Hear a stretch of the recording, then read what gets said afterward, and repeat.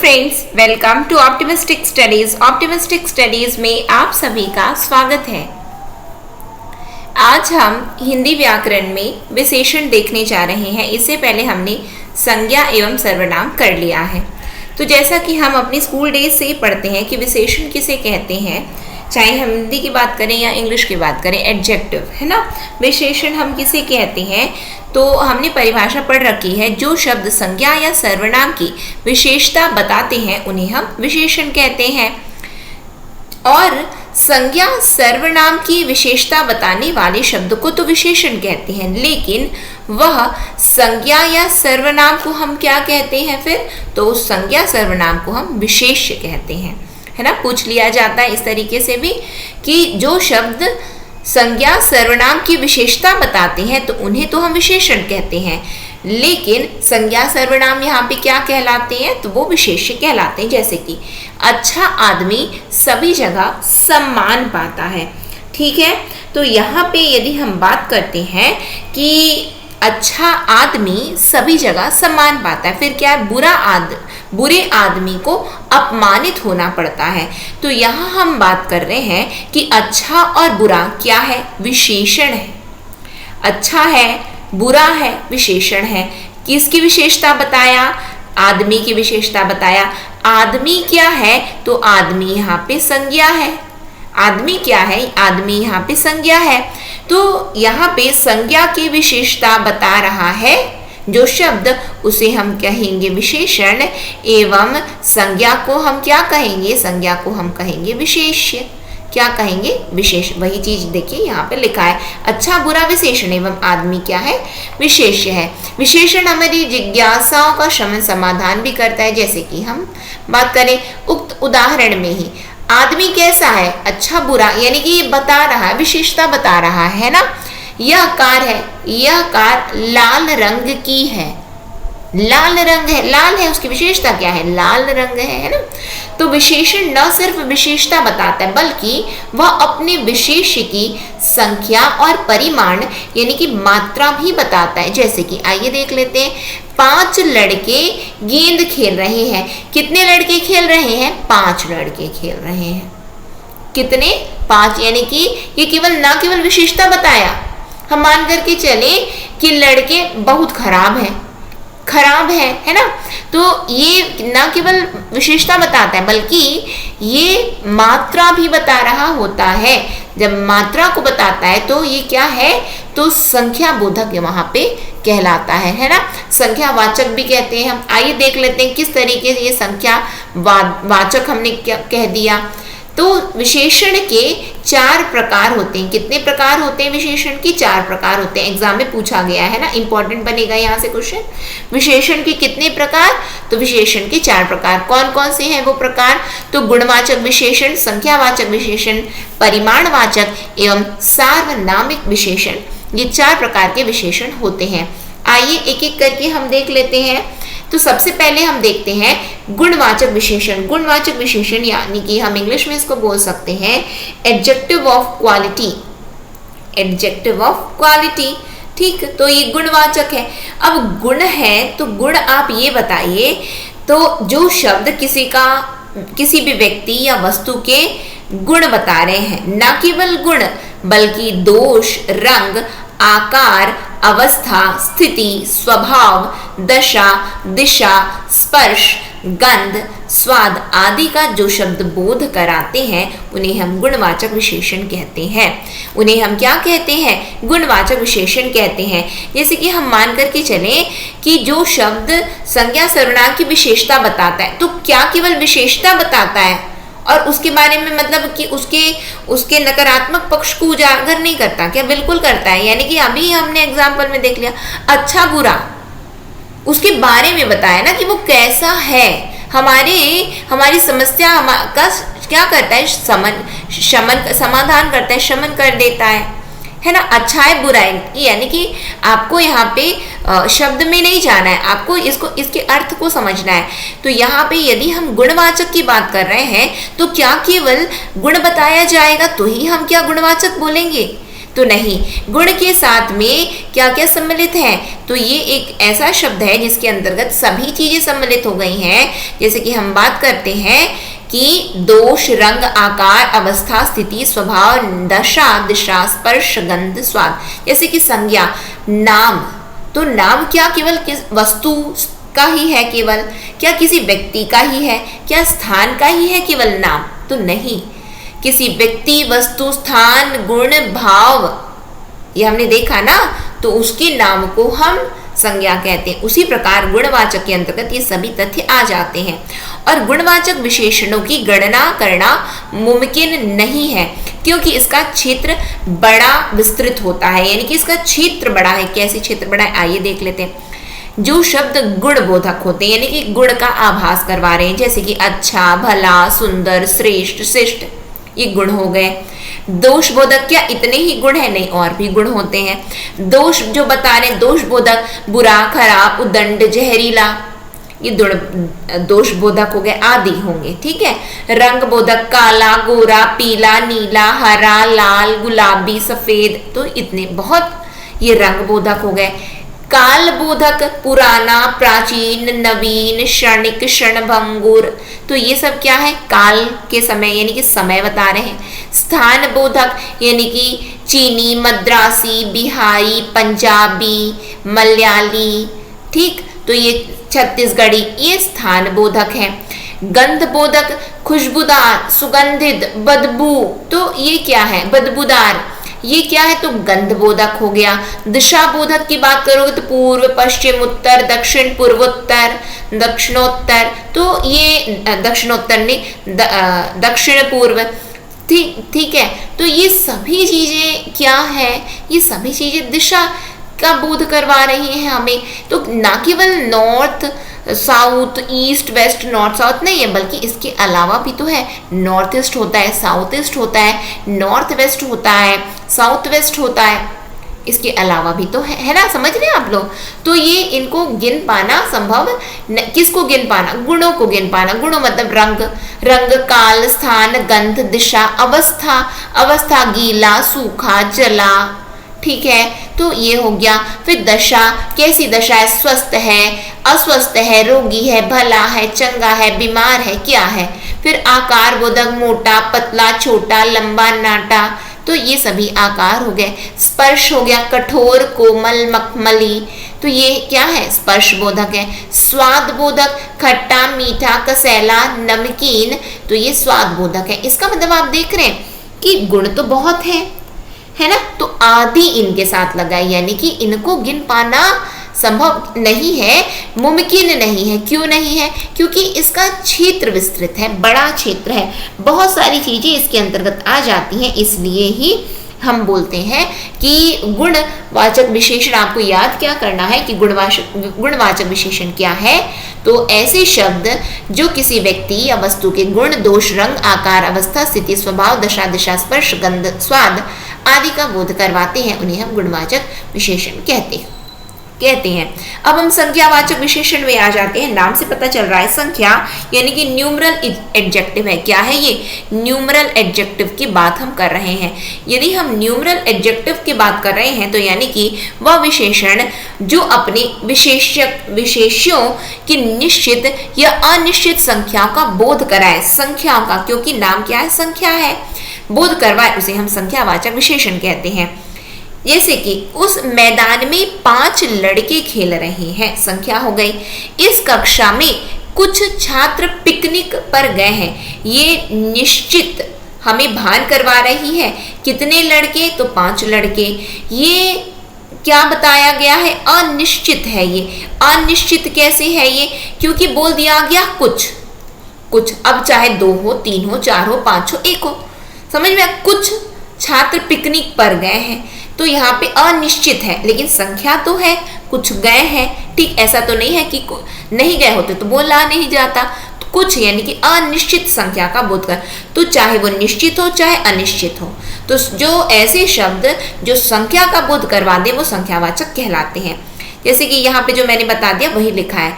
तो ये जो निश्चित एवं अनिश्चित जो ये होता है, तो यदि हम देखें कि निश्चित संख्यावाचक विशेषण के भी कई प्रकार होते हैं। क्या क्या होते हैं? तो सबसे पहले हम देखते हैं गणनावाचक। गणनावाचक मतलब कि जिसे हम गिन सकते हैं। तो जिसे हम गिन सकते हैं, तो गणनावाचक के भी दो भेद होते हैं। कितने भेद? दो भेद। कौन कौन से? तो पूर्णांक बोधक या फिर हम पूर्ण संख्यावाचक कहते हैं, एवं द्वितीय है अपूर्णांक बोधक या अपूर्ण संख्यावाचक। इसके अंतर्गत क्या क्या आता है, आइए देख लेते हैं। तो पूर्णांक नाम से पता चल रहा है जहां पे पूर्ण संख्या का प्रयोग होता है। पूर्ण संख्या मतलब 1 2 3 4 5 6 7 8 9 10 यानी कि गिनतियां, है ना। तो 4 छात्र, 8 लड़कियां, 10 लड़के, तो ये हो गया बात। तो पूर्णांक है, ये पूर्ण अंक की बात बताई गई है, ठीक है। लेकिन अपूर्णांक यानी कि अपूर्ण संख्या, अपूर्ण संख्या क्या होती है?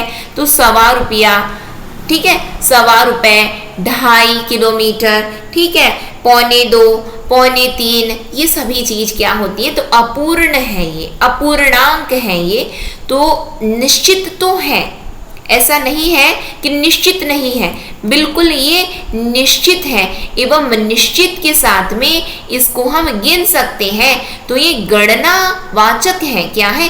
गणनावाचक है। किंतु गणनावाचक के भी दो भेद, जो कि एक पूर्ण है एवं अपूर्ण है। पूर्ण जो 1 2 3 4 5 6 ये पूर्ण संख्या, अपूर्ण 1.25, 1.5, 2.5, 2.25, 2.25, 2.25, तो ये सभी अपूर्ण संख्याएं होती हैं। समझ में आया? निश्चित के अंतर्गत गणना, गणना के अंतर्गत पूर्ण एवं अपूर्ण, ठीक। फिर उसके बाद में निश्चित के अंतर्गत ही आता है क्या? तो क्रमवाचक। पहला आया क्या? तो गणनावाचक आ गया। क्या आया? गणनावाचक। गणनावाचक के दो भेद। गणना मतलब जिसे हम गिन सकते हैं। क्रमवाचक, तो क्रम में मतलब आप क्या समझ रहे? यह विशेष की क्रमात्मक संख्या यानी विशेष के क्रम को बतलाता है। विशेष के क्रम को बतलाता है मतलब संज्ञा या सर्वनाम के क्रम को बता रहा है। यानी कि पहली कक्षा, दूसरा लड़का, तीसरा आदमी, चौथी खिड़की, 5वां दरवाजा, ठीक है। तो ये सभी क्या है? तो ये है क्रमवाचक, यानी कि क्रम का बोध करवा रहे हैं। प्रथम, द्वितीय, तृतीय, चतुर्थ, पंचमी, षष्ठी, ये क्या है? तो क्रम है। ये क्लियर है। फिर आता है आवृत्ति बोधक। तो आवृत्ति बोधक मतलब कि ये क्या बता रहे? या विशेष में किसी इकाई की आवृत्ति की संख्या बता रहे, यानी कि दुगने छात्र, 2.5 गुना कितना लाभ हुआ? 2.5 गुना लाभ हुआ है, ठीक है। यानी कि दोहरा लाभ, तिहरा, दुगना, तो ये सभी चीजें आवृत्ति है, यानी कि जो रिपीट हो रही है ना। तो आवृत्ति वाचक हो गया। फिर संग्रहवाचक क्या होता है? संग्रहवाचक या फिर हम बोल सकते हैं समुच्चयवाचक। क्या बोला जाता है? संग्रह को, तो संग्रह को समुच्चय के नाम से भी जाना जाता है। किस नाम से? समुच्चय के नाम से भी जाना जाता है, समुच्चय बोधक। तो इसमें होता क्या है? यह अपने विशेष की सभी इकाइयों के संग्रह को बतलाता है। संग्रह का मतलब कि जैसे कि हम बात करें, चारों आदमी, 8 पुस्तकें, यानी कि पुस्तक तो है लेकिन 8 की 8 संग्रह को बता दिया है ना। जैसे कि दर्जन, जोड़ा, सैकड़ा, ये क्या है? तो ये संग्रह को बता रहा है। क्लियर है। फिर आता है समुदाय बोधक। समुदाय बोधक या समुदायवाचक, यानी कि ये सामुदायिक संख्या को बता रहे। सामुदायिक संख्या को बताना मतलब कि होता है 1 जोड़ी चप्पल, 5 दर्जन कॉपियां, ठीक, यानी कि समुदाय को बता दिया। समुदाय मतलब कि दोनों, तीनों, ये सभी चीजें क्या है कि ये सभी चीजें, इसका मतलब ये क्या बता रहे हैं? समूह को बता रहे, समुदाय को बता रहे होते हैं, ठीक है। तो वहां पे हम क्या बोलेंगे? समुदायवाचक बोलते हैं, ठीक है। फिर उसके बाद में आता है कि विप्सावाचक। ये विप्सावाचक क्या होता है? विप्सावाचक या फिर इसको प्रत्येक बोधक के नाम से जाना जाता है। क्या नाम से जाना जाता है? प्रत्येक बोधक के नाम से भी जाना जाता है। किसको? तो विप्सावाचक को। विप्सावाचक में होता क्या है कि व्यापकता का बोध करा देते हैं। करवाने वाली ये संख्या, यानी कि व्यापकता का बोध कराने वाली संख्या को ही हम विप्सावाचक कहते हैं। और यह 2 प्रकार से बनती है। कौन से 2 प्रकार से बनती है? तो ये यहाँ पे बताया गया है। संख्या के पूर्व, संख्या के पूर्व, यहाँ पे क्या लिखा हुआ है? संख्या के पूर्व प्रति, ठीक। फिर क्या है? फिर हर, ये क्या है, ये वाले को आप लोग यहाँ पे ये थोड़ा सा मिस्टेक है ना, हर हो गया, प्रत्यय हो गया। तो इनमें से किसी के पूर्व प्रयोग से या संख्या के द्वित्व से ये इनका निर्माण हो। दो प्रकार बोले ना, तो संख्या के पूर्व एवं संख्या के द्वित्व से। इसका मतलब कि यहाँ पे ये बताया जा रहा है कि हमें यहाँ पे समझना है कि प्रत्येक 3 घंटों पर यहाँ से गाड़ी खुलती है। 5-5 छात्रों के लिए एक कमरा है। जैसे कि यहाँ पे हम बात कर रहे हैं, एक एक लड़की, एक एक लड़का, हर वर्ष हम इसको मनाते हैं। हर वर्ष हम कृष्ण जन्माष्टमी मनाते हैं। हर वर्ष हम नए कपड़े खरीदते हैं। ठीक है, हर एक को यहाँ हर एक की उपस्थिति अनिवार्य है। ठीक है, तो हर एक बोल दिए, ये क्या है, तो विवक्षावाचक है, यानी कि प्रत्येक, हर एक मतलब प्रत्येक।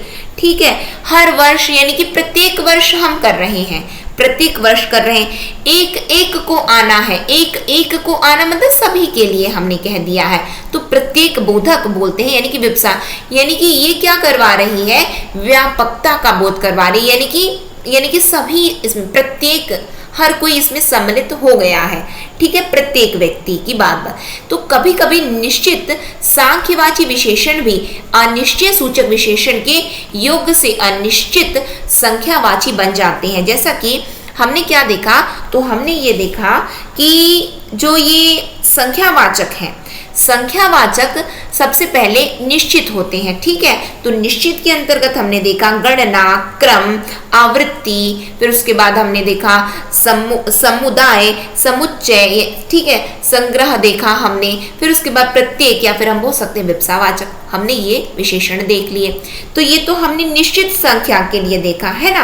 अब इसके अलावा भी, निश्चित के अलावा भी अनिश्चित संख्यावाचक होते हैं, यानी कि संख्यावाचक के दो भेद। कितने भेद संख्यावाचक के? दो भेद। कौन कौन से? तो एक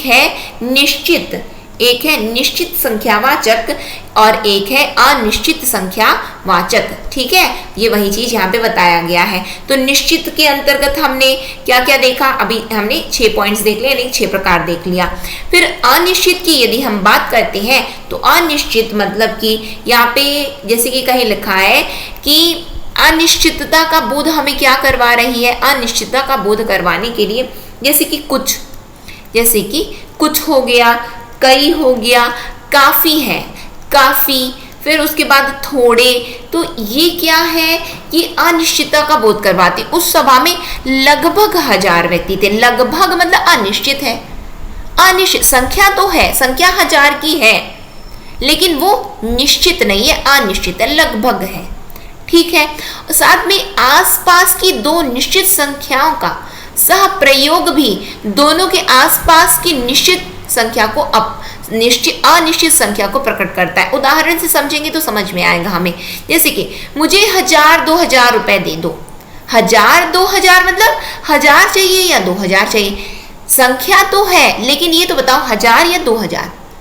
अनिश्चित है वो, तो यानी कि सह प्रयोग हुआ है। निश्चित संख्याओं का सह प्रयोग भी अनिश्चित को प्रकट करता है। 1000 और 2000 ये क्या है? ये तो क्या है? ये तो निश्चित है ना, 1000 रुपए और 2000 रुपए। लेकिन इनको यदि आप साथ में प्रयोग कर लोगे तो वो अनिश्चित बन जाएगा। अनिश्चित, मैं 4-5 बजे आता हूँ, ये 4-5 बजे आता हूँ मतलब 4 बजे या 5 बजे। अब साथ में है तो दोनों संख्या अनिश्चित संख्या है, 4 है 5 है, साथ में वो पूर्णांक भी है, गणना है ना। तो लेकिन हम बात कर रहे हैं साथ में यदि आपने प्रयोग कर लिया तो वो अनिश्चित का बोध करवाएगी। ठीक है, समझ में आ रहा है? ये चीजें आपको समझ में आई। फिर उसके बाद में कुछ संख्याओं में हम ऊ जोड़ने से उनके बहुत्व यानी अनिश्चित संख्या की प्रतीति होती है। अब ऊ मतलब सालों बाद उसका प्रवासी पति लौटा। सालों बाद मतलब कि 1 साल, 2 साल, 3 साल, 4 साल, कितना? निश्चित नहीं है, अनिश्चित है। सालों बाद यानी कि यहाँ पे आपको समझना है, संख्या तो है, ये संख्या है लेकिन अनिश्चित संख्या है। ये सालों बाद उसका प्रवासी पति लौटा। वैश्विक आर्थिक मंदी का असर करोड़ों लोगों पर स्पष्ट दिखाई पड़ रहा है। करोड़ों लोगों पर स्पष्ट दिखाई पड़ रहा है, संख्या तो है ये, ऐसा नहीं है कि ये संख्या नहीं है, बिल्कुल ये संख्या है, संख्यावाचक है, लेकिन ये अनिश्चित है। करोड़ों, 1 करोड़, 2 करोड़, 3 करोड़, 4 करोड़, कितने करोड़, करोड़ों लोग, समझ में आया? तो अनिश्चित संख्या है ये। यहाँ पे ये चीज समझ में आप लोगों को, मुझे लगता है क्लियर हुआ होगा उदाहरण से आप लोगों को। फिर उसके बाद में तीसरा प्रकार यदि हम आते हैं, तीसरा किसका प्रकार, तो विशेषण का प्रकार। हम क्या देख रहे हैं, विशेषण का प्रकार देख रहे हैं, जहां पे हमने गुणवाचक देख लिया, संख्यावाचक देख लिया, अब हम आ जाते हैं परिमाणवाचक। परिमाणवाचक की यदि हम बात करें तो सबसे पहले हमने क्वालिटी को देखा था, अब हम देखने जा रहे हैं क्वांटिटी को देखने जा रहे हैं, यानी कि एडजेक्टिव ऑफ क्वांटिटी। अब एडजेक्टिव ऑफ क्वांटिटी है यानी कि ये मात्रा है, परिमाण मतलब मात्रा का बोध करवाने। तो वह विशेषण जो अपने विशेष्यों की निश्चित अथवा अनिश्चित मात्रा या परिमाण का बोध करवाए तो उसे हम परिमाणवाचक विशेषण कहेंगे। जैसे कि इस विशेषण का एकमात्र विशेष्य द्रव्यवाचक संख्या है, द्रव्यवाचक संज्ञा है। ये द्रव्यवाचक संज्ञा है, इसका मतलब कि यहाँ पे हमें ये समझना है कि मुझे थोड़ा दूध चाहिए, बच्चे भूखे हैं, मुझे थोड़ा दूध चाहिए, बच्चे भूखे हैं। तो फिर उसके बाद बारात को खिलाने के लिए 4 क्विंटल चावल चाहिए, 4 क्विंटल मतलब 4 कुंटल चावल चाहिए। तो यहाँ पे उदाहरण में हम देख रहे हैं कि थोड़ा अनिश्चित एवं 4 कुंटल निश्चित। थोड़ा दूध दे दो, थोड़ा कितना दे दे, 1 ग्लास दे, आधा ग्लास दे, कितना दे, थोड़ा दे दो बोल रहे हैं, या 1 चम्मच दे। हाँ, तो यहाँ पे ये क्या है, अनिश्चित परिमाण को बताया, अनिश्चित मात्रा को बता रहा है थोड़ा, ठीक। लेकिन बारात को खिलाने के लिए 4 कुंटल चावल चाहिए, 4 कुंटल चाहिए, बिल्कुल ये निश्चित मात्रा को बता दिया, निश्चित मात्रा यानी कि निश्चित परिमाण को बता दिया। तो यहाँ पे हमें समझना है कि ये निश्चित भी होते हैं एवं अनिश्चित भी होते हैं, और परिमाणवाचक से भिन्न संज्ञा शब्द भी परिमाणवाचक की भांति प्रयुक्त होते हैं। इसका क्या मतलब हुआ, जैसे कि हम यहाँ पे बात कर रहे हैं, चुल्लू भर पानी में डूब मरो। चुल्लू भर पानी मतलब कि कितना पानी है वो, ठीक। फिर 2007 की बाढ़ में सड़कों पर छाती भर पानी हो गया था। छाती भर पानी मतलब कि यदि छोटा बच्चा है तो उसकी छाती, बड़ा है तो उसकी छाती, कितना पानी, कितना हो गया था, कितना था, ठीक। समझ में आया आप लोगों को? तो यहाँ पे ये चीज ये बता रहा है कि परिमाणवाचक से भिन्न संज्ञा शब्द भी परिमाणवाचक की भांति ही प्रयुक्त होते हैं। संज्ञा को भी वहां पे हम परिमाण की, क्यों, द्रव्य, वहां पे बता दिया द्रव्यवाचक संज्ञा, ठीक है। फिर यदि हम और आगे देखें तो संख्यावाचक की तरह ही परिमाणवाचक में भी ओ के योग से अनिश्चित बहुत्व प्रकट होता है। जैसे कि उस पर तो घड़ों पानी पड़ गया। अब घड़ों पानी पड़ गया मतलब 1 घड़ा, 2 घड़ा, 3 घड़ा, कितना घड़ा, घड़ों पानी पड़ गया। घड़ों मतलब मात्रा तो बता रहे हैं, यानी कि मात्रा बता रहे, पानी की मात्रा बता रहे हैं, परिमाण बता दिए हैं ना, लेकिन घड़ों पानी पड़ गया, अनिश्चित है ये अनिश्चित है। ओ लगा दिए ना, ओ लगा दिए हैं, घड़ा बोलते तो समझ में आता 1 है, ओ लगा दिए तो घड़ों, चाहे वो 2 हो, 2 घड़, 2 की बात करो, 3 की बात करो, कितने की बात कर रहे हो, ये अनिश्चित है, ओ लगाए तो वो अनिश्चित बन गया, ठीक है। समझ में आया?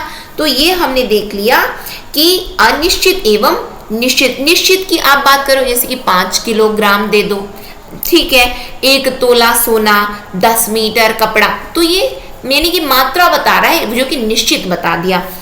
यदि हम यहीं पे बात करें अनिश्चित की, ढेर सारा मक्खन, ढेर सारा मतलब कितना सारा, अनिश्चित है, ठीक। मात्रा तो है यानी कि बहुत है, लेकिन कितना बहुत है ये। फिर उसके बाद कुछ पानी की बूंदे, कुछ पानी की बूंदे मतलब क्या है कि कुछ है यानी कि आपने बता दिया कि कम है ना, कुछ पानी है, लेकिन कितनी, ये तो अनिश्चित है, तो ये अनिश्चित हो गया, क्लियर है। फिर हम आ जाते हैं सार्वनामिक विशेषण। तो सार्वनामिक विशेषण की यदि हम बात करते हैं तो जैसे कि यहाँ पर लिखा है कि विशेषण के प्रयोग से विशेष्य का क्षेत्र सीमित हो जाता है। विशेषण का जब हम प्रयोग कर लेते हैं तो विशेष्य का क्षेत्र सीमित होता है। क्यों? क्योंकि हम बता रहे हैं हम उसकी विशेषता बता दिए, हम उसके गुण बता रहे हैं यहाँ पे, है ना। हम उसकी विशेषता, हम उसके गुण अवगुण क्रम चाहे जिस भी हम उसके बारे में बता रहे हैं, यहाँ पे विशेषता बता दिए हैं हम।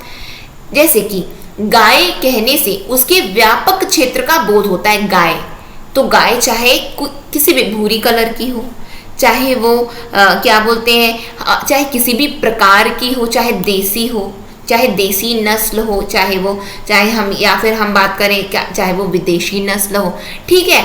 तो यहाँ पे हमें ये समझना है कि गाय हमने बोला तो व्यापक क्षेत्र आ गया। काली गाय, ठीक, लाल गाय, भूरी गाय, तो ये क्या है, धूसर गाय, ठीक। तो ये हमने कहा कि ये तो व्यापक है। लेकिन जब हमने कह दिया काली गाय, काली गाय यानी कि हम बता दें कि केवल हम काली गाय को चिन्हित कर दिए, यानी कि क्षेत्र को हमने सीमित कर दिया। गाय बोलोगे तो सब आ गई हैं उसके अंतर्गत। लेकिन यदि आप बोल दे रहे हो कि ये भूरी गाय, भूरी गाय मतलब कि आपने बता दिया उसकी विशेषता आपने बता दिया, क्षेत्र को सीमित कर दिया। इसी तरह जब किसी सर्वनाम का मौलिक या यौगिक रूप किसी संज्ञा के पहले लगकर उसके क्षेत्र को सीमित कर दे, तब वह सर्वनाम न रहकर सार्वनामिक विशेषण बन जाता है।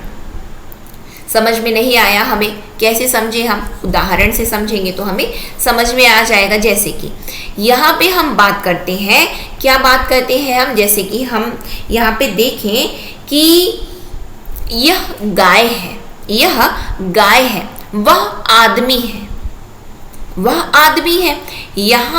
यहाँ पे ये देख रहे हैं कि इन वाक्यों में यह वह गाय तथा आदमी की निश्चितता का बोध कराने के कारण निश्चयवाचक सर्वनाम है। ये हमने सर्वनाम पढ़ा है, तो ये सर्वनाम है।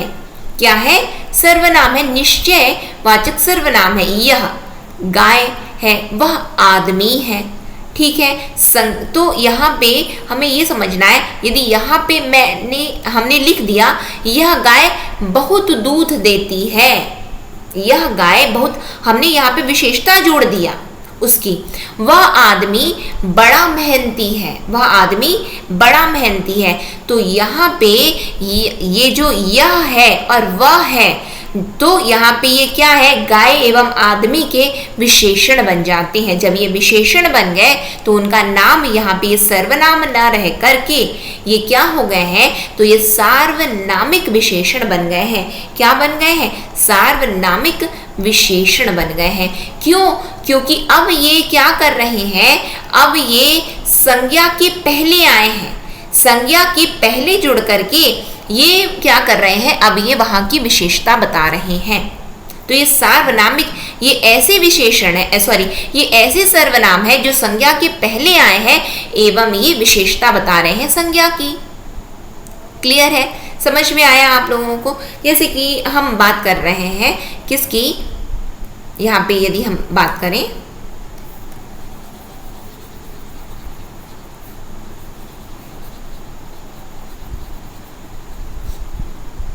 यहाँ पे यदि हम देखते हैं कि यह काफी कमजोर है, यदि हमने लिखा यह काफी कमजोर है, तो यानी कि हम यहाँ पे सर्वनाम है, यह क्या है, सर्वनाम है ये, ठीक है। यहीं पे यदि हम बात करें, यह लड़का बहुत चालाक है, यह लड़का बहुत चालाक है, यानी कि यहाँ पे लड़का संज्ञा की विशेषता ये सर्वनाम बता रहा है, तो ये सार्वनामिक विशेषण हो गया। ये क्या हो गया? सार्वनामिक विशेषण हो गया। यह काफी कमजोर है, कौन? लड़का, लड़की, कौन कमजोर है? पशु कमजोर है, लड़का कमजोर है, पत्तियां कमजोर है, क्या चीज कमजोर है? फूल कमजोर। किस चीज की बात कर रहे हो? पेड़ पौधे, पत्तियां, किसकी बात हो रही है यहाँ पे? पता नहीं है हमें, ठीक है। यह काफी कमजोर है, किसकी विशेषता बता रही है यहाँ पे? हमें पता नहीं। यहाँ पे हमने पढ़ा ना, विशेषण क्या है? संज्ञा या सर्वनाम की विशेषता बताने वाले शब्दों को हम क्या कहते हैं? विशेषण कहते हैं। यहाँ पे संज्ञा क्या है? लड़का के पहले क्या आया? यह लड़का बहुत चालाक है, यह लड़का ये क्या है, विशेषता क्या बता रहा है, ये वाला लड़का, ये लड़का बहुत चालाक है, यह लड़का। समझ में आया। तो यहाँ पे हम यहाँ पे देख रहे हैं, ये होता है सार्वनामिक विशेषण। इसको यदि आप बोलोगे तो यह यहाँ पे केवल सर्वनाम है, लेकिन यह यहाँ पे सार्वनामिक विशेषण है ये। ठीक, संज्ञा के पहले इसका प्रयोग हो गया है। क्लियर है, समझ में आया, इतनी चीजें आप लोगों को क्लियर है।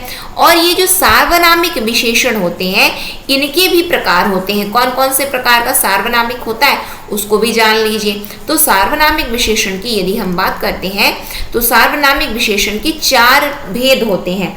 4 भेद के अंतर्गत पहला यदि हम देखें तो पहला होता है संकेतवाचक। क्या होता है, संकेतवाचक। संकेतवाचक मतलब कि हम क्या बोल रहे हैं, जैसे कि आप यदि दुकान में गए हैं और दुकान में आप बिल्कुल इशारे से बता रहे हो कि उस पुस्तक को निकालो।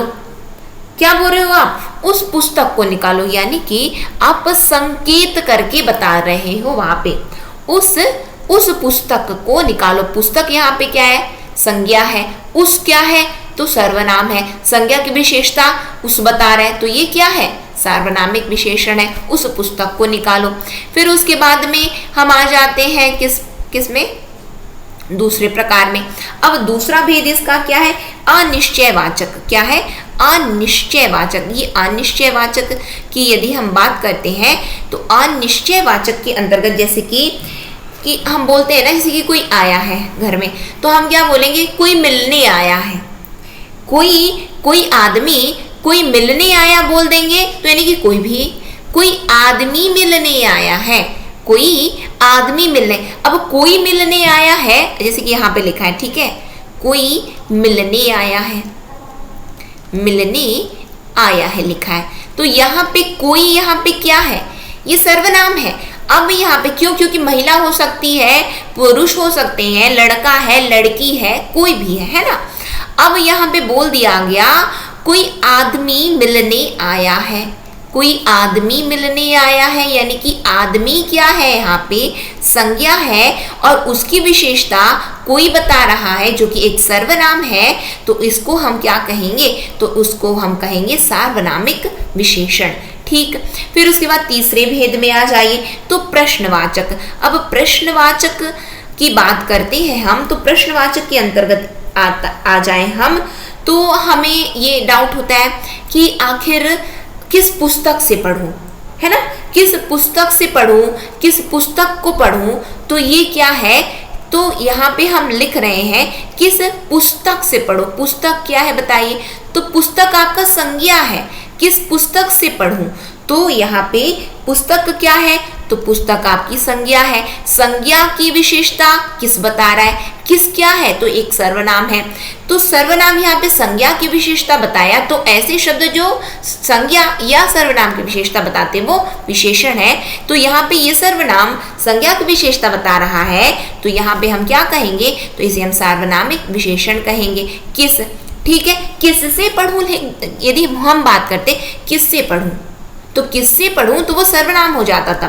ठीक है, यहाँ पे किस पुस्तक से पढ़ूं, किस पुस्तक से पढ़ूं, तो यहाँ पे ये बात आती है कि यहाँ पे ये सार्वनामिक विशेषण है। चौथे में आ जाते हैं, चौथा प्रकार क्या होता है, तो चौथा प्रकार इसका होता है संबंधवाचक। क्या होता है, चौथा प्रकार सार्वनामिक विशेषण का होता है संबंधवाचक। अब संबंधवाचक की यदि हम बात करें तो संबंधवाचक के उदाहरण से यदि हम समझने की कोशिश करें, तो जहाँ पे जैसे कि हम बोलेंगे ना संबंध, जैसे कि जो जैसा करेगा वो वैसा भरेगा, है ना। तो यदि हम बात करें तो जिस काम को, मैं एक स्टेटमेंट लिख रही हूँ यहाँ पे, है ना, तो जिस काम को करना ना हो, जिस काम को करना ना हो उस पर विचार करना मूर्खता है, उस पर विचार करना मूर्खता है।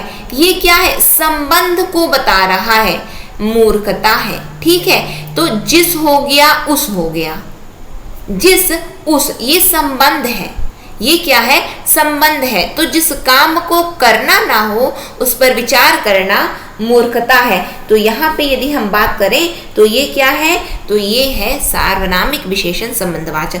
तो यहाँ पे हमने सार्वनामिक विशेषण के 4 प्रकार देखे, पहला संकेत, दूसरा अनिश्चित वाचक, तीसरा प्रश्नवाचक, चौथा संबंधवाचक। ठीक है, क्लियर है। तो ये हमने विशेषण को देखा। अभी विशेषण के अंतर्गत और भी चीजें हमें पढ़नी रहती है, जैसे कि हम विशेषणों की तुलना पढ़ते हैं। तुलना में हम क्या पढ़ते हैं, जैसे कि positive degree, comparative degree, superlative degree, इसको पढ़ते हैं। जैसे कि मूलावस्था, उत्तरावस्था, उत्तमावस्था, ये हम विशेषण की तुलना करके जब हम पढ़ते हैं तो उसको भी हम पढ़ते हैं। ठीक है, तो इसको हम नेक्स्ट सेशन में करेंगे। इस सेशन में हम इतना ही रखते हैं आज की क्लास में। नेक्स्ट सेशन में फिर हम कंटिन्यू करेंगे। नेक्स्ट सेशन में फिर मिलते हैं। नेक्स्ट सेशन तक के लिए optimistic learning. Thank you for the session.